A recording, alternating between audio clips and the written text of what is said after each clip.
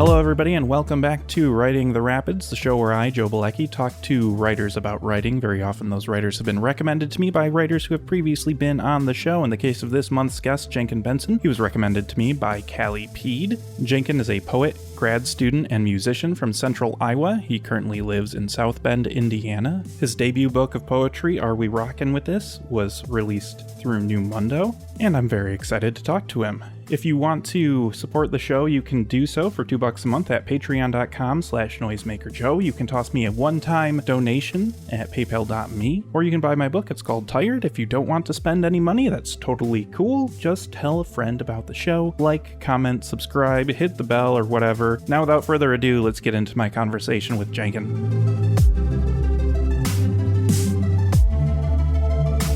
I wanted to start with what I saw in the last couple pages of the book. It was in the manuscript that you sent me. There were blurbs. I'm famously kind of lukewarm on blurbs, but every once in a while, there's something in there that I find useful. Zoe Zach Darcy referred to your writing as mumblecore academics. And I'm glad I read the blurb after I read the manuscript, because it did kind of solidify. Every now and again, and maybe this is why I'm lukewarm on blurbs, because I can't coalesce like that. But reading the book, Are We Rocking With This?, and getting familiar with your writing and Googling Joe Brainerd. And it's like, all right, yeah, like I'm getting it. I'm feeling the language here. I'm kind of seeing what he's doing, but to succinctly use two words to describe it is a skill I didn't have. So I'm glad that it was there. I'm curious how you feel about the term mumblecore academics with regard to your writing. Yeah. I mean, so I've never have asked for a blurb before in my life. And also, like, I don't know, I guess within the context of sort of, I don't know, forward thinking poetics, experimental poetics, like the idea of a blurb feels like very sort of, I don't know, conventional, maybe even careeristy or something. But for this project, I mean, it's like, I'm coming up with a book here. I wanna, there's some certain book conventions that I'm totally fine with, especially if like the blurbs themselves like aren't just, wow, what a fabulous, awesome book, Mm-hmm. So a little bit, I think, Zach and Zan were very, very generous with very descriptive. Honestly, like, you don't see blurbs like that like too often, I feel, especially within um contemporary poetry as a whole. So I was just taken aback by like sort of how like perceptive the blurbs were. And as Mm-hmm. far as like mumblecore aesthetic, what I like, it's one of those things where it's like I never would have thought to like call myself that. But I actually I can definitely see it, and I can definitely like, I do feel like there is a sort of there's like a running thread underneath the poems of sort of like a very kind of like disgruntled sort of academic. So it's like when I saw the blurb, it's like, yeah, I can absolutely see that. I think maybe that's not like every single persona of every single poem, but I think it's absolutely like a thread there. And yeah, no, I like it. I think I don't know. I feel I will say that like like mumblecore cinema, I'm not super familiar with, but it's definitely now I've got to check into that, because Mm-hmm. yeah, it's I there's something about it I like. Maybe that's just because I like core music, hardcore metalcore music as a whole. So like now I kind of want to check that out. But no, absolutely, I was very pleased with the blurbing and their approaches to it. Yeah. I'm also not super familiar with the whole mumblecore thing. I think I saw Tiny Furniture, and then I'm gonna pause for a filmier person to be like, "That's not whatever. That's Yeah, actually yeah, this." yeah. Um, but so maybe it's useful for like someone kind of more outside of that to be like, I don't know. Mumble sounds useful in this context. I wrote in my notes that some of these poems almost feel like erasure poems, or like they're kind of like stuttering or being held back and only like barely succeeding to come through. Um, I'm not, yeah. Yeah, I feel that too. I mean, I as a person, and I'm sure everyone will listening to this will notice that I do often kind of like stutter when I propose things, or I don't know. So I think the stutteriness is yeah. I mean, I think actually I kind of even haven't even really like perceived that before, but yeah, no, absolutely, because I just I do that. So Mhm. there's no way that like um that energy isn't actually appearing in the text for sure. Yeah, there's like a repetitionness to the writing, um, but also like even in the second poem, the last two lines, back and babble like abbots. There's a, I guess it's like a consonant sort of thing that happens. There's like it is at once playful and um, I don't know, almost like it's glitchy or stuttery. Um, I do think I'm definitely trying to sort of tread a line with sort of playfulness and with like humorousness. Um, but also at the same time, sort of a distress. A lot of these poems, like especially when I was first writing and first reading, as I was writing it in my head, it's like, oh yeah, this this poem is sort of a very there's a sort of I think it's a very tense, maybe even a kind of like sad thing is happening, or I'm trying to like tap into. And then when I read it, like, I get like I got like chuckles from the audience and stuff a lot of times.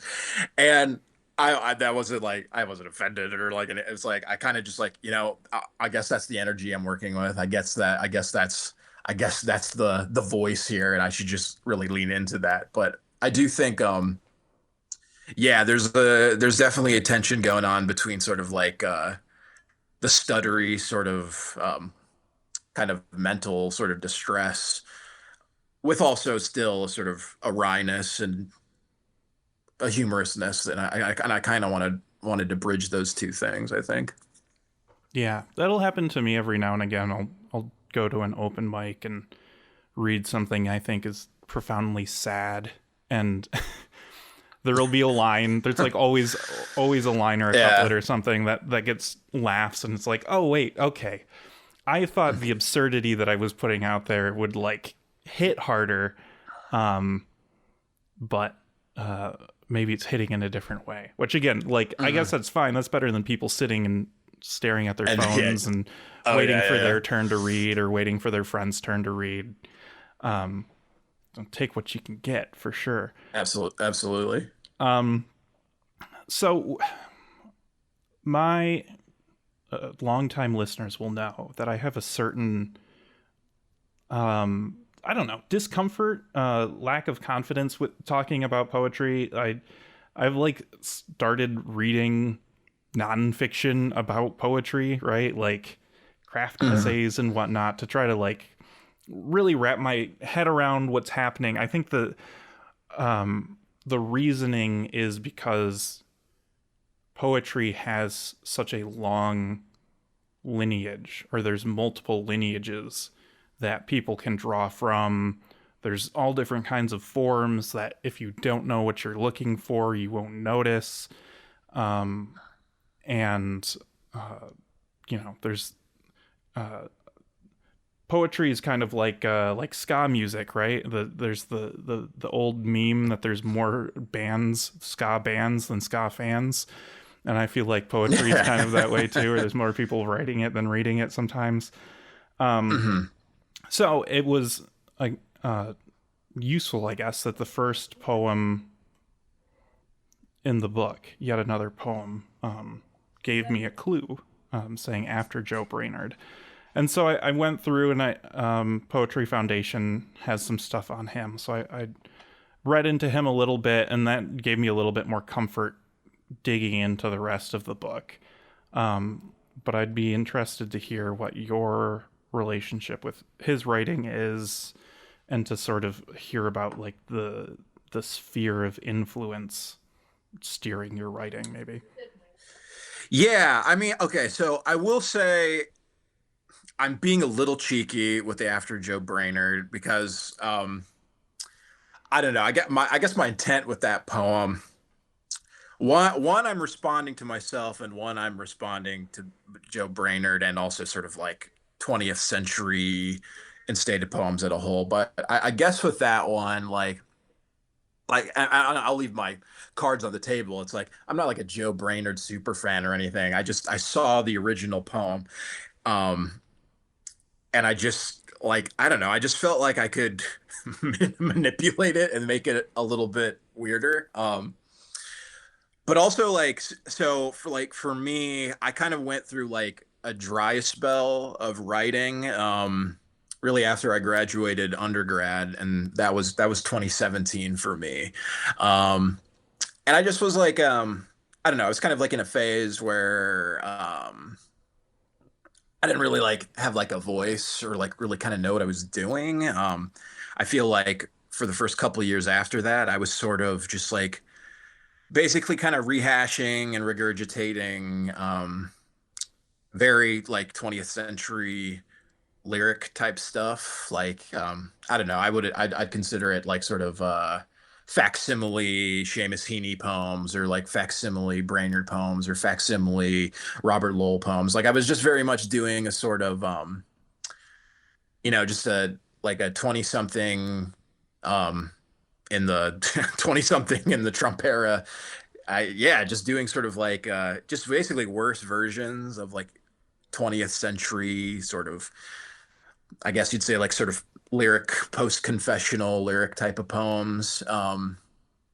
And yeah, I mean, I get, and I, when I came to this project, I was just trying to do something different with my own writing. So I think in a sense, I'm kind of also actually responding to like my younger self, um, and kind of just saying like, I don't know, giving myself permission to like, okay, you can write a little wonky now. You don't have to like sort of, you don't have to try and be Seamus Heaney 2 point or Seamus Heaney 2.0. You can do something else now. And I think that's kind of like why I started it. It sort of like inaugurates that energy for me and inaugurates that sort of approach. Um, yeah, that's kind of I think that's like the sort of the personal psychic impetus that's like Mm. underlying that poem and also underlying a lot of the work in the book. I guess it's very much like this is this is you now. You've started your PhD, you're approaching 30, you're doing a new thing now, and you don't have to sort of you don't have to be beholden to like what you were doing when you were younger. In fact, you can kind of look back sort of wistfully on that period and sort of and kind of make fun of yourself basically. Mm-hmm. So Mm-hmm. yeah. Yeah, I feel that. Um, okay. So I'm not super familiar with like the 20th century lyric people. In fact, most of my poetry reading is like contemporaries, and then Hmm. people they mention Yeah, yeah, yeah, yeah. in an attempt to fill the gaps. So like I'll ask it like this. What was it about Seamus Heaney and the aforementioned poets that captured your attention? Yeah, I don't know. I guess just like I think it was the sort of um I guess really I mean really just like what I was being exposed to in undergrad and what I was like searching for. And I don't know, I feel like when I was younger, like a sort of like a late teen, early 20 something, I feel like, I mean, really just sort of like 20th century poetry as a whole, but especially sort of like the post World War II stuff to like the 80s. Um, I don't know. It has a certain, it had, at least at the time, I guess it had a certain like je ne sais quoi. There was something like, I don't know. I guess I just sort of romanticized like, oh, this is like the era of, poets that are writing sort of emotionally affecting stuff and mostly free verse. And yeah, it didn't have, and because it's still sort of proximate to the now, it didn't have like the same sort of like mental distance as, sort of modernists and high modernists from the pre-war period. So I think that, I mean, and also I feel like people that I was sort of like studying with, or sort of studying under also, or like were coming from an era in which people like Seamus Heaney, were sort of like they were at the tippy top of like the poetry world. And so I think I just kind of like, yeah, that was sort of imparted to me as really good. It was really good stuff, and I agreed, and I still do agree. But yeah, just, it's at the time that's the stuff that was coming into my life. Just what I was studying, and so that's what I kind of adhered to. And as I aged and read more and looked into other stuff, that expanded and taste and approach changes. But yeah, I mean, for me, and you can probably see it in this book too, like my studies definitely are really really really important to like just what I'm responding to and what's informing me at the time. So yeah, absolutely at the time I just like, would have been reading Seamus Heaney's Seeing Things as a 19 or 20-year old, and then that just kind of enraptured me, I think, for the longest time. I feel like Heaney's gonna it's gonna come up a lot because he's just has been sort of a formative poet for me. But yeah, it's stuff that I don't write like that at all anymore. But yeah, it was very important as I sort of became an adult, and that definitely was a major phase, Yeah, yeah, for sure. I get that. He will be one of the gap fillers from now on. Then I think I'll next time I go to the used bookstore, I will keep an eye out. Oh Um, yeah. Oh yeah. Also, I will say that like I study like Irish literature, mhm. and I started becoming interested in that as an undergrad. So I mean, you can't if you study Irish literature, it's like at some point you're going to talk about Yeats, you're going to talk about Seamus Heaney. There's figures that are going to occupy your mind a lot. So it definitely started a Sure. decade ago at this point. Yeah.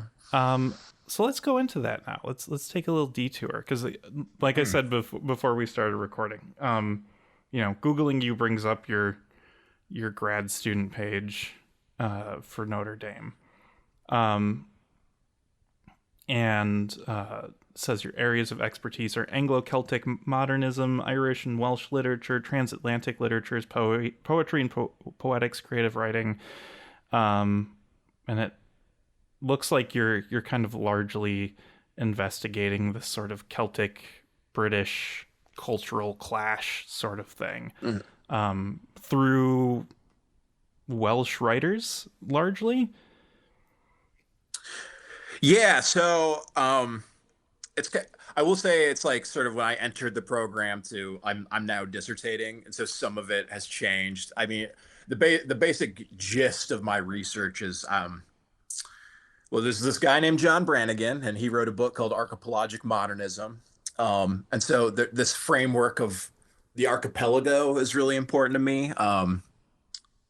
A really really short explainer for that is like the word archipelago, when you break it down it means like chief or primary and then waters. So like in the contemporary we think of archipelagos as like islands in an ocean, but in reality it's actually the ocean connecting islands. that's Mm, that's actually what sort of the etymology of that word is.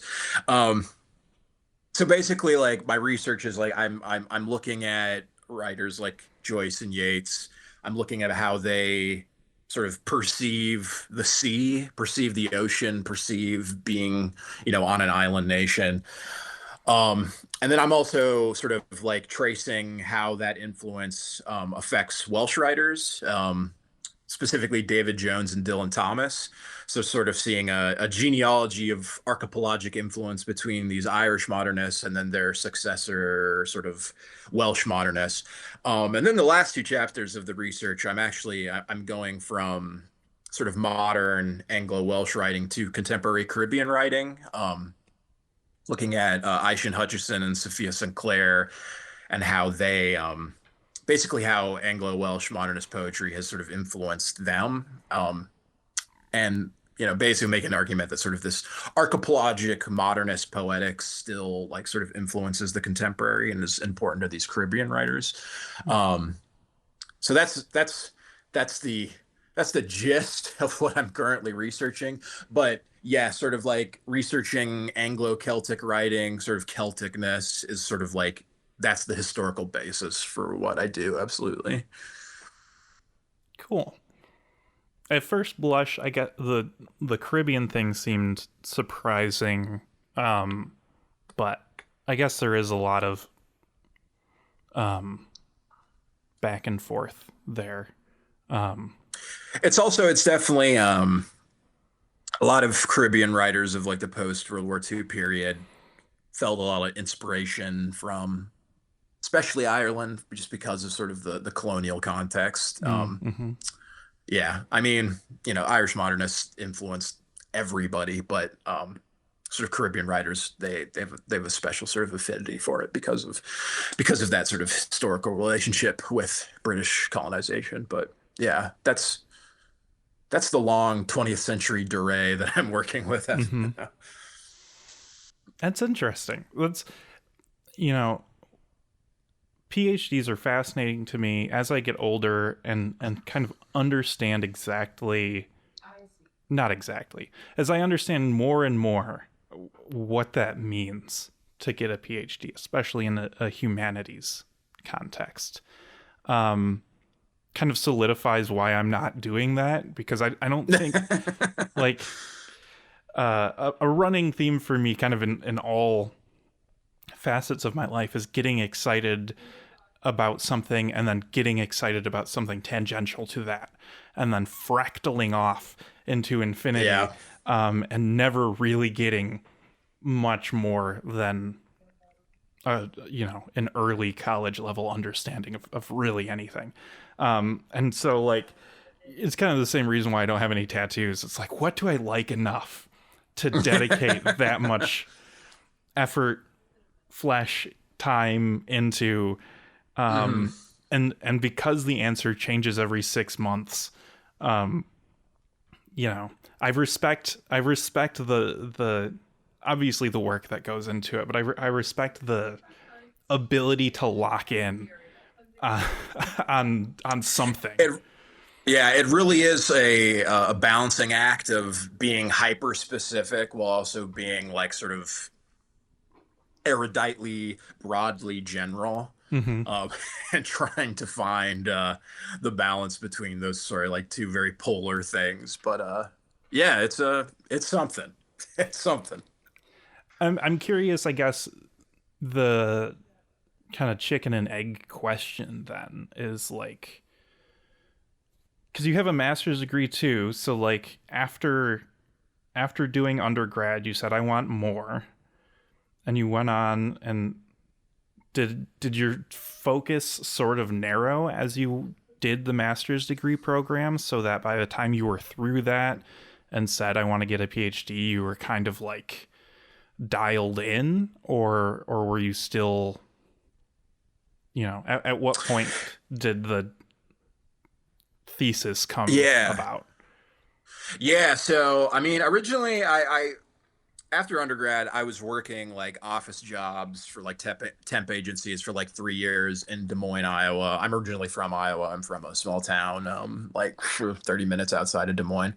So I was living in Des Moines. I don't know. I just hated what I was doing, and I felt like sort of very like sort of it was a very Office Space moment, just sort of crushed by the malaise of everything.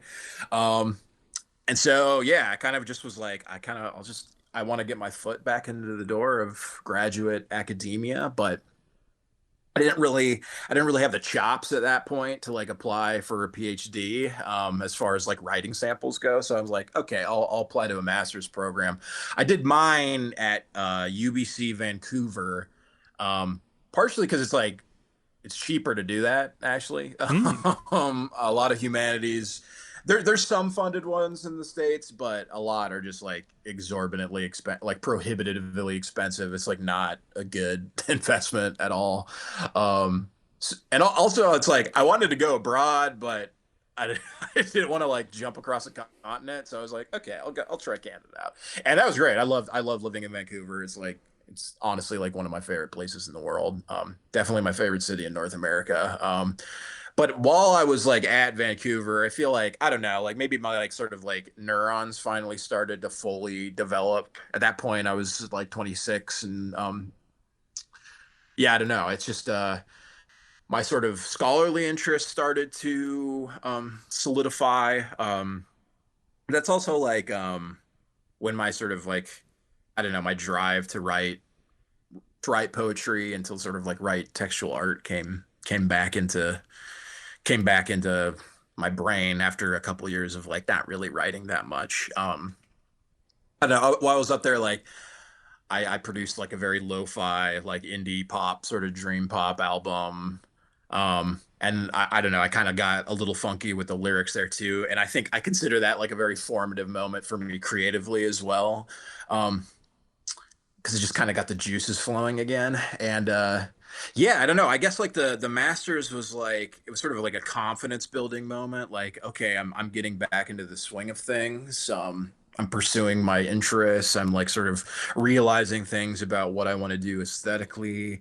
Um, and then by the time sort of like I graduated that master's program and got into the PhD here at Notre Dame, like I don't know, it was kind of the snowball started building and started rolling and started yeah, and I just sort of started, you have time to write, you have time to think, and you have time to like pursue your scholarly interests. And I think that like type of environment was just really good for me as far as like developing my craft and developing sort of critical capacities because that's also important to both the academic writing and the creative writing too. So.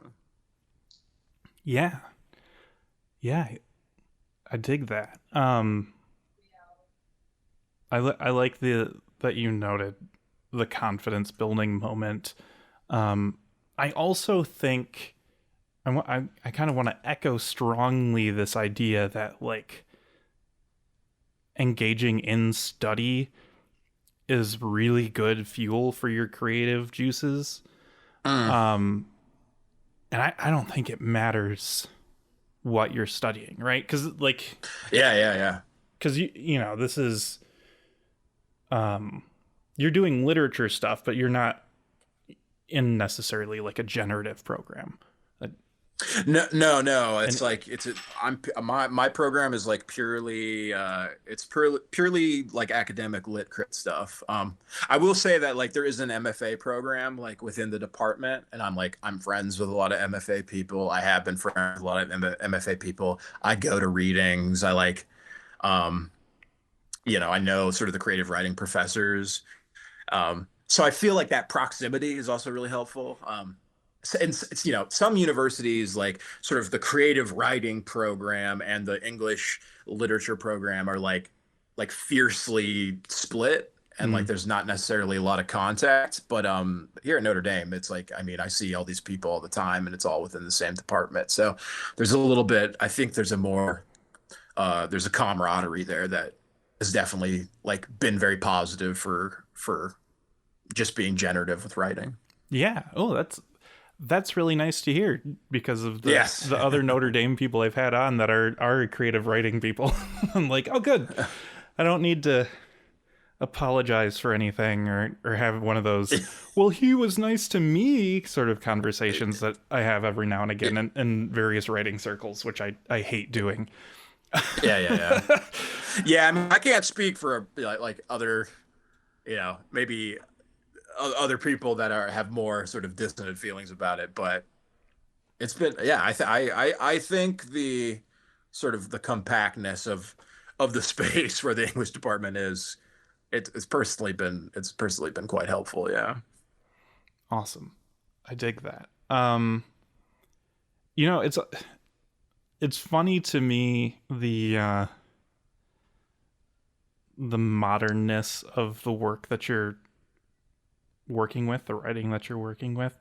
I was I saw I saw that you were doing Welsh stuff, and I was like, oh, I know that because I watch on YouTube the Welsh Viking, but like he's doing like early medieval like archaeological stuff. Yeah. I mean, every now and again, like on his Instagram, he'll bring up like modern things that are happening in Welsh politics, and without Googling, I'd never know what the heck he was talking about. But I guess the thing that kind of connects them is that what he's really doing, or what he often does, is tries to help people understand that like Welshness is not Britishness, and that there's I it's kind of fuel for the very complex conversation in my head that's always happening about whiteness, right? Like Mhm. that, the flattening effect that happens where within America most Irish people would largely consider themselves to be white, and the ones who don't are probably fairly annoying Yeah. and Yes, barely yes. Irish. Yeah, Um, yeah, so I don't know how much of that like necessarily you're working with, but it's always yeah. one of those points that pops up for me and then gets a familiar internal dialogue going. Yeah, I mean, I will say that like so much of Are We Rocking With This is I mean, I am directly responding to sort of like growing up in Iowa and sort of just Mm-hmm. growing up in like the Midwest as a whole, and like I definitely that sort of flattening effect. Um the cultural and political like torpor of that is absolutely something I'm like directly responding to. And in a way that, I mean, I like, yeah, honestly, in a way that's often quite barbed on my end. Barbed with moments of sort of actual sort of kind of tender fondness. But I'm, yeah, no, absolutely, that sort of whiteness as this like sort of both politically destructive and also ecologically catastrophic. Um, it's definitely very much what I'm responding to. I mean, even the cover of the book, the sergeant drawing, like the desolation of it just like felt so Midwestern to me Mm-hmm. growing up. So that's why um, yeah, I mean, I honestly, I just found that image because it was like a copyright free image on the MoMA's or the Mets, the Metropolitans. Like you can look at artwork that the copyright is no longer in effect on through Mm-hmm. the Mets website, and I saw that and I was like, wow, that's it. That's like that gets it. So yeah, absolutely. No, the flattening whiteness is absolutely, if there's like a sub theme, that would definitely be a big one. Yeah, yeah, and the Midwesternness came through for me. I'm from Michigan, uh, Mm. and I saw the word Michigan in the text of one of the poems and got excited. I was like, aha, that's me. I'm that. Yeah. I you know I talk sometimes with other people about how Michigan feels very Midwest, but otherwise feels kind of isolated. What with the whole peninsula thing. Mhm. But I also find that engaging with some of the comedic like Midwestern stereotype. There's several comedians who are kind of like making I'm a goofy Midwesterner like their thing. Kind of feels nice in its own sort of way of like I don't know. The Midwest felt very anonymous to me growing up. Hmm. Where, you know, like California people are very California and East Coast people are very East Coast, and people from the South are their own, uh, Hmm. type of thing. And, Florida and Texas are different, and New Orleans is Yeah, its yeah. own thing. Um, and then the suburbs of West Michigan are just like kind of ripped from the background matte painting of a cheap sitcom, where it's like it didn't feel like there was a lot of personality to Hmm. where I was or what I was doing. Um, and so I do kind of enjoy the whole like I guess just knowing that other people in other states are, you know, have the wood paneled basements and the dive bars every 50 feet. Um, Yes. you know, going anywhere in Michigan where that is not where you live is just going up north, or rather going up north is a term for going somewhere for recreation. Um, Yeah. and other little things. Butter and cinnamon sugar on toast is like a breakfast staple among a bunch of people. Um, but otherwise, like yeah, like it's such a weird region in America.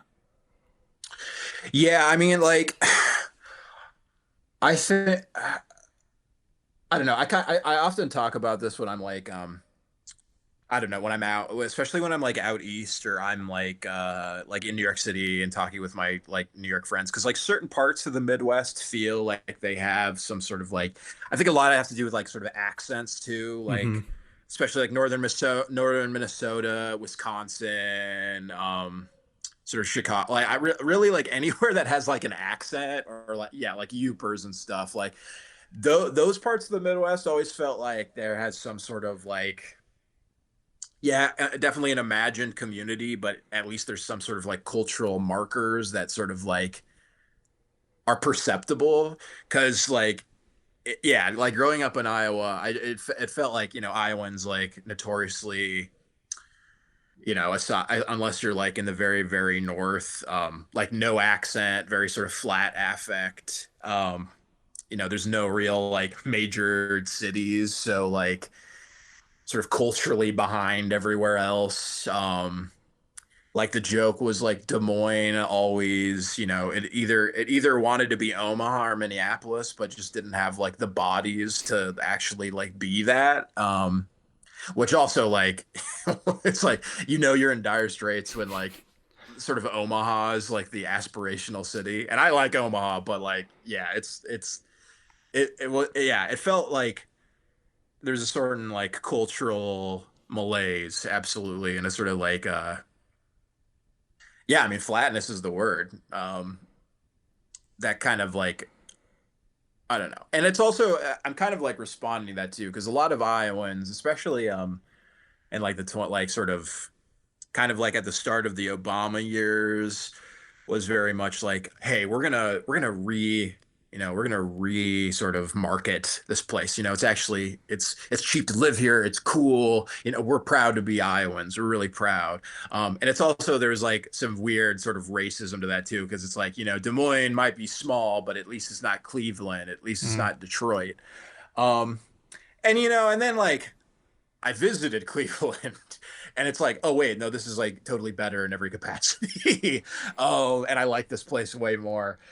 So I don't know. I feel like the book is also sort of like responding to that. I feel like there's definitely like a sort of Midwesty pride that it definitely was in Iowa, but I feel it's endemic to the whole of the Midwest where I don't know. I feel it often feels sort of like okay, well, hey, don't forget that like 99% of the original ecology was like decimated and all this massive amount of violence was necessary to sort of produce this kind of fake identity.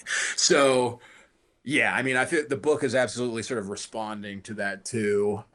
But there is like, I mean, there are moments where like I do sort of release a fondness. Like I don't,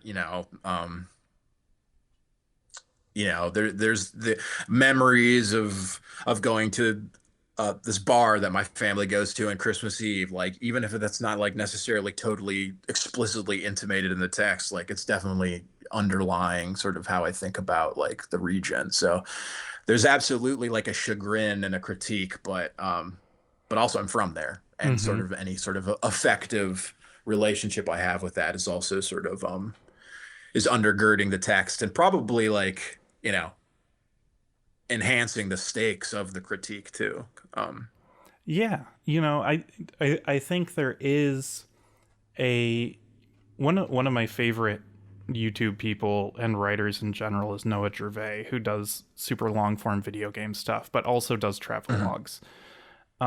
And in his older travel logs, there is this like grappling with I love America so much, but holy shit, the more I learn about it. Yeah, yeah. And I respect that struggle. My relationship with Grand Rapids is largely based on anytime I go to a bigger city, where I'll go Mhm. visit friends in Chicago and just be like, I don't want to be here. I hate all these highways. That's all so confusing. And when I finally get down like on the ground, this just feels like someone asked ChatGPT to take a certain neighborhood that I'm used to and expand it 75%. And it's like, well, I don't need all this extra everything.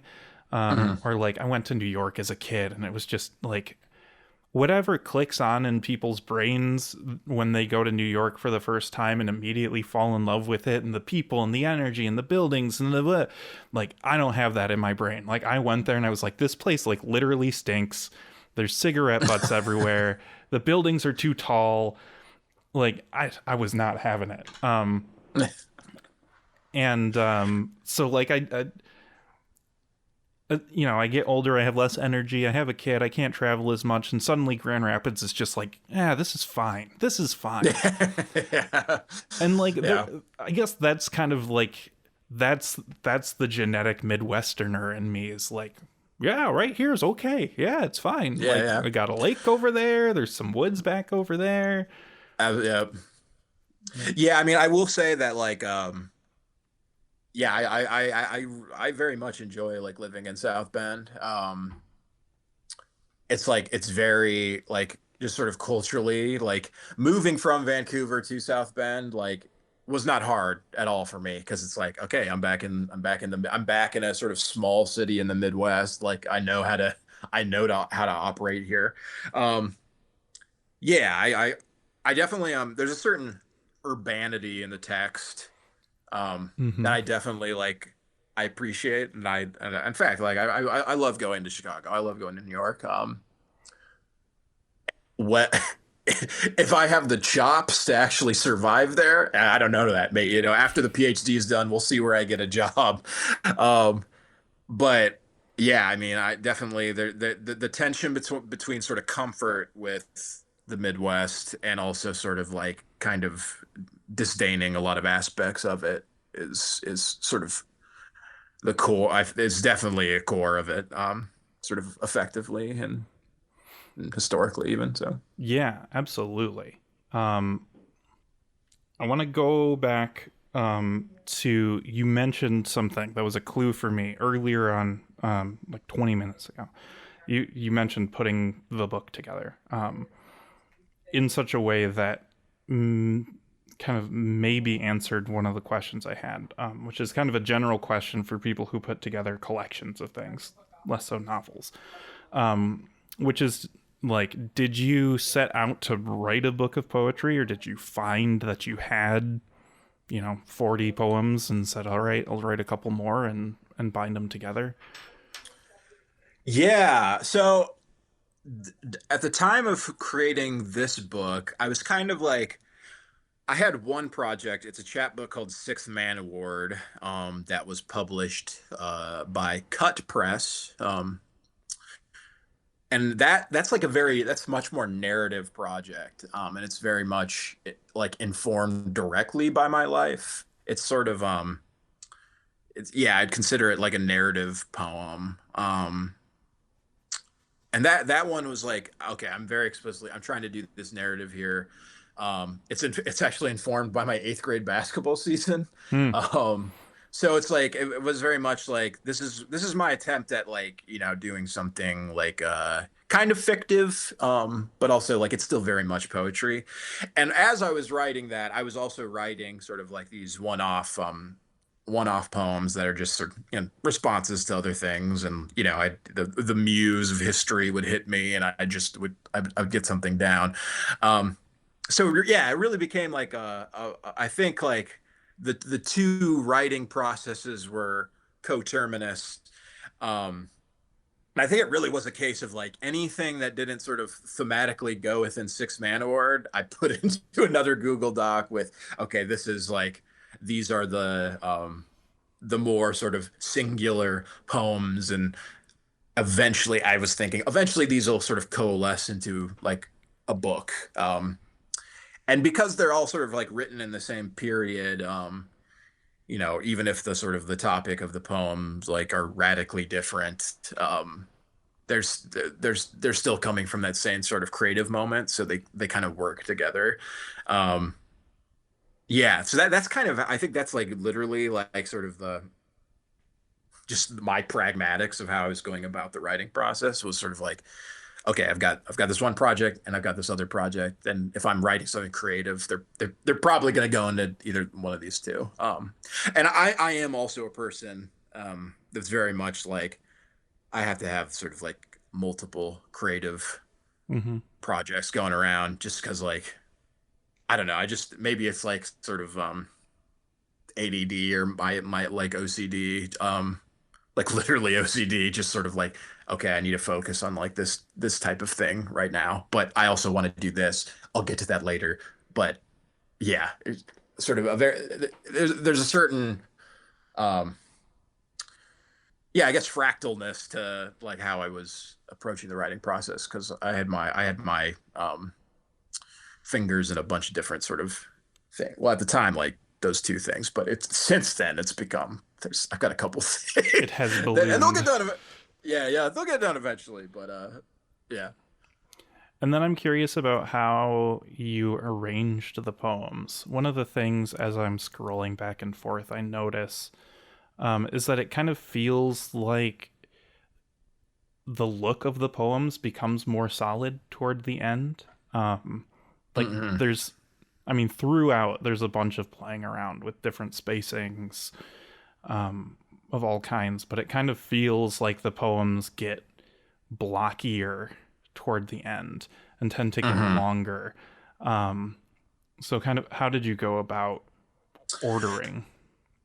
I had like a couple different ideas of how like sections for the book. What were they? I think like the sections were really like vague. Like I think one section was called like room, one section was like some sort of larger geography. Like I had like a rough sort of like spatial or like spatial idea of how, but I don't know. I sent versions of that to places, and I wasn't getting any bites. So I was just like, I'm just gonna arrange it from roughly like smallest to largest. Mm, Um, and at first, that was just like a kitsch idea. Like, what would it look like if I just did that? Also, I think somebody like recommended maybe try that, or maybe I was just noticing it in things that I was reading at the time. Um, but I'm very glad I did that, because there's a certain like crescendo effect that I think happens that mm-hmm, um if it's a mumblecore project, it kind of starts with the mumble mm-hmm. and then ends with the core. Yeah. Um and yeah, and so I kind of just like I just kind of went with it, and I think people seem to I just sort of I don't know. It feels like a shoehorn, you know. You start off with the small, and you get your Yeah. your toes in, and then you can, by the end, you've fondly got into the whole of the project. So I don't know if I won't be reciprocating that in the near future. Like my next book I want to get out there like has three distinct sections. Um, but sometimes, yeah, I think a simple decision like, yeah, just structure it from shortest to longest. Like sometimes that works. And I mean, there's only, like 70, I don't even know the actual number of poems, but it's like it's not a super long book. So it just as a form of structuring goes, it worked. And I think the sort of the smaller size of it lend itself to like just doing it in that kind of simple way. Yeah, I would love to know what, like, in general, people who read poetry books, what the experience of reading a poetry book feels like to other people.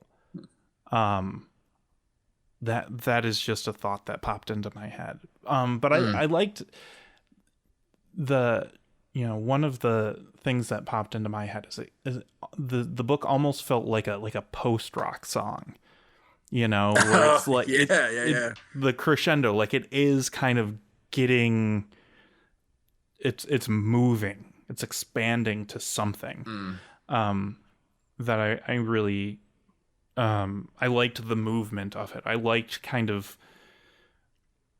understanding it as I was reading it, so I could go back and read earlier poems and sort of have a new perspective on it. Um and yeah, I don't know. I still don't feel like I know how to read poetry or whatever, but I like doing it, so I will continue Yes, to. yes. Yeah, I mean, I will say the song Dustism by the band This Will Destroy You. Mm, Like that's a very favorite song of mine. So I feel like that maybe that sort of energy, that sort of compositional approach definitely was probably winking at me from the back of my subconscious or whatever. yeah. On a more micro level, I wanted to talk about the neologisms, which were noted on the New Mundo website. Hmm. Tedioclism is a really, really good one, and Humanagog is another personal favorite. Um, so you know, what is what's kind of the impetus behind doing some of that, like squishing words together, or sometimes, I mentioned that, like, it kind of feels like stuff is being like scrubbed out or held back, um, and then with the creative use of spacing and line breaks and whatnot, like, Hmm. you know Yeah, honestly, like I think a good chunk of it is just sort of born from uh, definitely like a personal frustration because like sometimes you just want to say like something simple like the sky was dark or something, but like you don't want to say it like that. You want to say it different. You want to say it in like a new way. And I don't I feel like certain types of people would see the neologism and be like, oh, this is sort of like gimmicky, um, because like it's not sort of like colloquially conversational or I don't know, maybe it's even cheating because like you should be able to like create something poetically effective with like words that we've agreed sort of tacitly are words. But I don't know, I just like kind of like got fed up with sort of only having certain choices and yeah, something like tedioclism, like in the moment that felt like what the word should be. That's what actually I wanted to, you could just say tedious cataclysm, but why not? Why not just make up the word? And I will say that like, I study Joyce a lot. I read a lot of language poetics and yeah, in my head it was just like, well, why not make up a word? Like who cares? Just like and like another thing it's like and maybe this is just informed by me as an educator and being like if a student like fails to like look something up and you're teaching a class and they're reading something and they don't look up the word like Well, you should look up the word. And and if you're reading a poem and you see something you don't know, or and even if it's like a made up word, like what would happen if you just, underlined that and then later just looked up what that prefix meant or looked up what that suffix meant. I guess I kind of also think of it too as like, yeah, if I'm looking at a painting, I don't know anything about sort of painting and art. Um, so there's techniques and there's images and there's things like I just like don't know about, but the painting still like compels me. And that's kind of like my approach with sort of the neologisms too, because even if you don't like immediately know what that is, does it sound cool? Does it sort of does it stir something in you? Do you know part of the neologism and what's that doing for you? I don't know. I feel like there's there's a sort of linguistic possibility with it, that really interests me, that really compels me.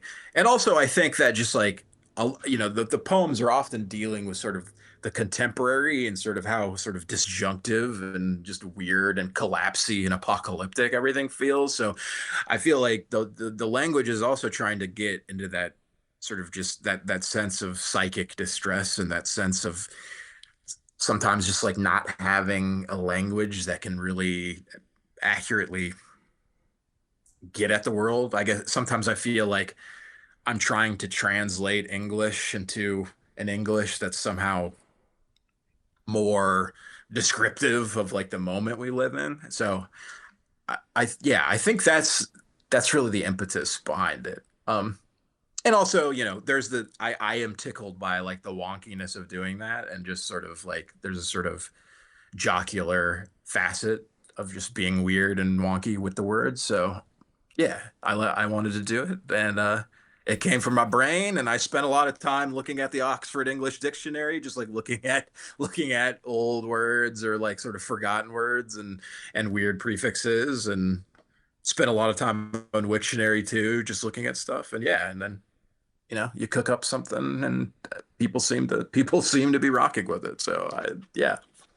Yeah, it's nice when the answer to the question posed by the book is yes. um, yeah, I like that too. I feel like um, I was a really big Mars Volta fan as a teen, and I feel Oh like there was yeah. just a lot of that going on with song titles Yeah, and no, albums definitely. like I feel this. so for a really long time I definitely like, oh, I don't like Mars Volta. I don't like proggy music. But I don't know what happened. I feel like I turned like 27 and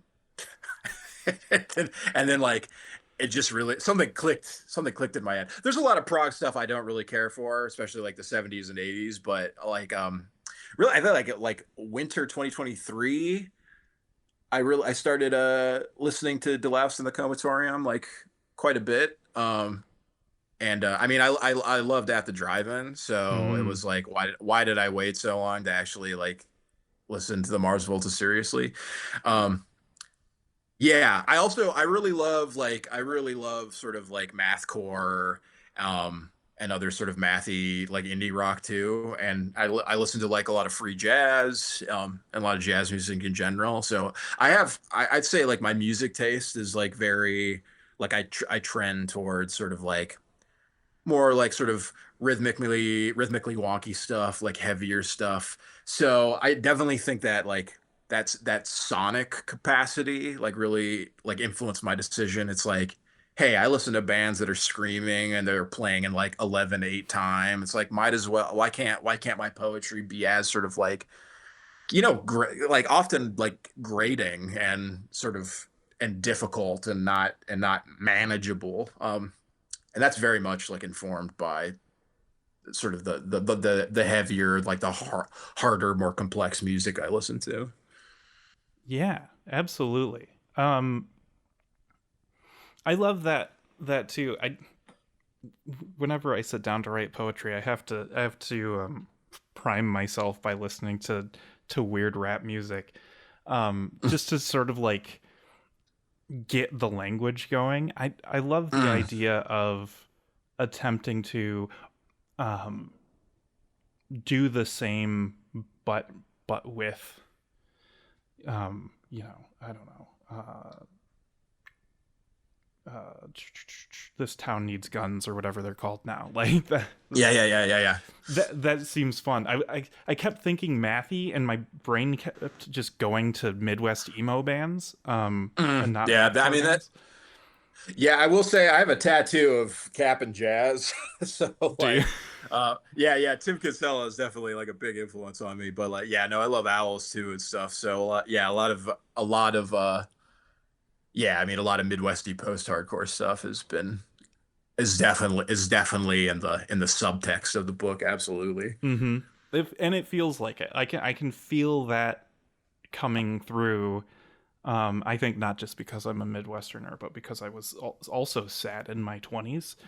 Um, but yeah, I don't know. I've talked to people who say that they listen to like Sun Ra while they write, um, because it's kind of disorienting and it does Yeah. does weird things to their focus. Um, and I guess that's something maybe that I've been having a hard time articulating about your writing, kind of putting it within the context of contemporary writers I'm aware of.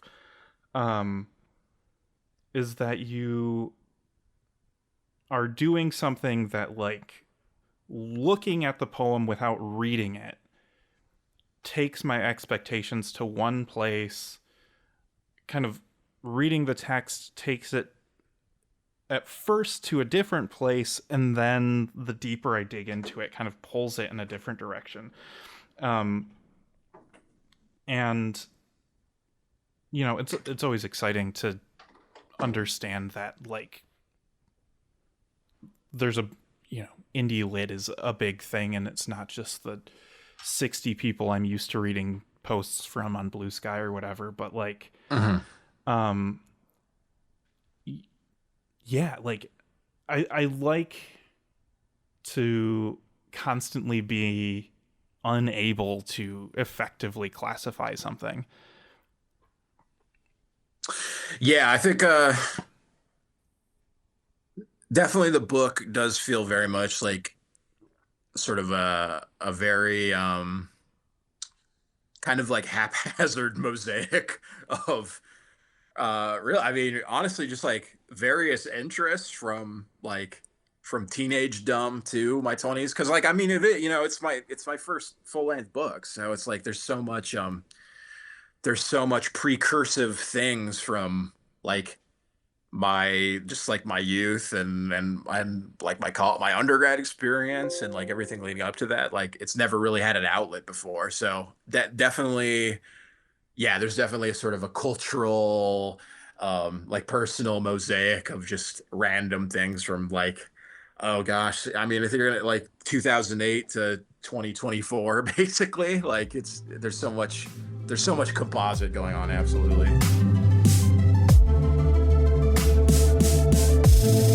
Yeah, so this first one's called Des Moines Disorder. I wrote the first draft of it while I was at one of my sort of computer office cubicle temp jobs. So I kind of consider it like yeah, I kind of consider it like the originating work of the project, really. So yeah, here's Des Moines Disorder. Fields of opportunity, pleats of gold leaf, and khaki too. Hell yes. Potholes, glass boot filled with maltodextrin, a bronze spider focus group, near the otherwise locustish throughway, adjacent insured floodplain, hog piss winter, the jitters, never any traffic, reunions, March the 10th, $10, a feasted Tuesday, pre-Easter itch. I predict the inmost debates of tens of compulsions today. As always, still sleeting, head forth, fist mouth, rebehave, the next 20, counting boss's weather, ISO disease, shoulder marches sodden knitting, an inculcation of cure. Cool. Okay, let's read like a very Midwest one since that was a major part of our convo here. Okay. Yeah, this one This one's called South Bend to Des Moines to St. Louis to Chicago to South Bend. Directly inspired by a sort of a Christmas break season where I did that. I mapped it out and I think it like all that distance like came together and it was like 1,300 mile, maybe like 1,100 miles, but basically it was like to the very tip of like Sicily, like at the bottom to like the top of Italy would have been like the like the same amount of distance. And in my head, it was just like in my head, it's like I didn't even go that far. You know, I'm just going from Midwestern city to Midwestern city, but it was like it was so much distance within a period of like 8 days. So yes, here's the poem about that. Backseat, like Malto lungs infected, COVID via cunnilingus. The interstate is the interstate, and every elscule is the cemetery, outflanked by the interstate. Billboards, ham hell real, and Europe wanted this. Manifest heart disease from a decade of unmitigated guarana peristalsing. Sedaning Mishaward, an unharrowed field, dead and plot beige, I get gorged and sob. Please stop at the Waffle House. I feel like when people hear that one, they're like, "Oh, Waffle House. That doesn't sound very Midwestern," but it's in southern Indiana. It's in Missouri, so it counts as Midwest there. I'll do a final one here. This is the one explicitly about one of those call center jobs I was doing. There's a lot of the IT type cubicle stuff I did was like explicitly call center work. So this one's called post bachelor of arts in English call center job number 2. Hello, what are your most cherished last 4 digits? Please scream. Would you kindly? Fatal headset, Sudoku, help, need more than you can recite. Do you find me? I'm south. I don't know documents. I pronounce R like air. Misery, wasting my pass, ruining my word. W41040.com/fire you. Mr. Mark, help me please, Mr. Mark. Dear regarded Mark, warmly hire more goth coworkers. Drinking Stella Artois in the bathroom. Where is money? Sent from 10-year right Blackberry. Urgent subject ritual. Postage from White Settlement, Texas. Printer paper. 2 words. Heck you.